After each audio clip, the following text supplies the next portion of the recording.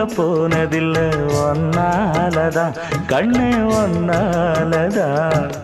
யார் பேச்சு கேட்டாலும் என் காதில் கேட்பதெல்லாம் உன் பேருதான் மெத்தான் உன் பேருதான். இத்தனை நினப்பு என் மேல இருந்தும் எட்டி போகலாமோ?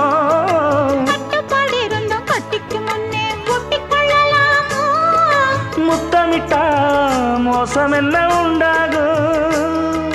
சத்தமிட்டா உன் நிலைமை என்னாகும்?